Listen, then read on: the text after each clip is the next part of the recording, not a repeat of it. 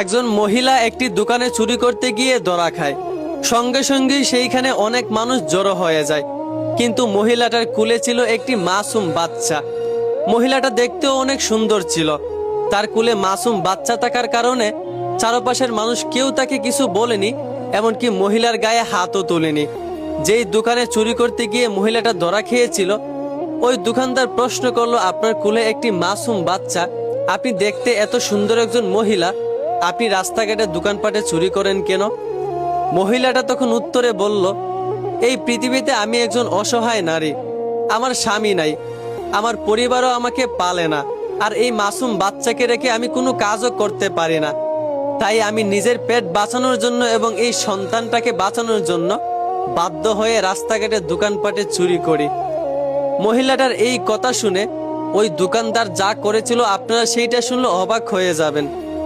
মহিলাটার এই কথা শুনে দোকানদার মহিলাটাকে চুরির দায়ে পুলিশের হাতে তুলে না দিয়ে মহিলার কথা শুনে মহিলাকে সাথে সাথেই বিয়ের প্রস্তাব দিয়ে দেয়।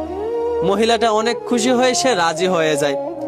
পরবর্তীতে তাদের বিয়ে হয়েছে কিনা সেটা আমি জানি না, তবে বিশ্বাস করেন এইটাই হচ্ছে একজন মুসলমানের পরিচয়, এইটাই হচ্ছে ইসলামের পরিচয়।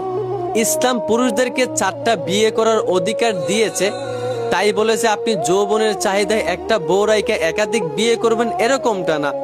এই পৃথিবীতে পুরুষের চেয়ে নারীর সংখ্যা বেশি এবং অনেক অসহায় নারী আছে, তাই ইসলাম পুরুষদেরকে 4টা বিয়ে করার অধিকার দিয়েছে যেন পুরুষ ওই অসহায় নারীদের দায়িত্ব নিতে পারে। এখন অনেকেই প্রশ্ন করবে, যদি একটা পুরুষ নারীদের দায়িত্ব নিতে চায় তাহলে তো এমনিতেই নিতে পারে, বিয়ে করা লাগবে কেন? আপনি ভুলে যান না ভাই, একটা মেয়ের জন্য কিন্তু পর্দা করা ফরজ। আর একটা পরপুরুষ যদি একটা পর নারীর দায়িত্ব নিতে চায় তাহলে অবশ্যই অনেক ক্লোজ হতে হবে। আর এই ক্লোজটা ইসলাম এলাও করে না, এত করে নারীর পর্দা ভঙ্গ হবে। তাই ইসলাম পুরুষদেরকে 4টা বিয়ে করার অধিকার দিয়েছে যেন বিয়ে করে অসহায় নারীর দায়িত্ব নিতে পারে পুরুষেরা। এত করে পর্দা ভঙ্গ হবে না, কারো চরিত্র নষ্ট হবে না, কোনো গুনাহ হবে না। এইটাই হচ্ছে ইসলামের সৌন্দর্য। ইসলাম সব দিক দিয়ে নারীদেরকে সম্মান দিয়েছে, ইসলাম সব দিক দিয়ে মানুষকে সম্মান দিয়েছে, মানুষকে শান্তি দিয়েছে। আপনি একটু বিবেক দিয়ে যদি ভাবেন, ইসলাম কখনোই মানুষের প্রতি অবিচার করে নাই। ইসলাম নারীদেরকে পর্দার নির্দেশ দিয়ে নারীদের প্রতি অবিচার করে নাই, নারীদের স্বাধীনতা নষ্ট করে নাই, বরং ইসলাম সব দিক দিয়ে নারীদেরকে সম্মান দিয়েছে এবং প্রত্যেকটা মানুষের উপর ইসলাম ইনসাফ করেছে। এইটাই হচ্ছে আমাদের ইসলাম। অতএব যদি ইসলাম অনুযায়ী আমাদের এই দেশটাও গঠন করা হয় তাহলে দেখবেন আমাদের দেশটা খুব সুন্দরভাবে পরিচালনা হবে। আশা করি বুঝতে পারছেন। ধন্যবাদ।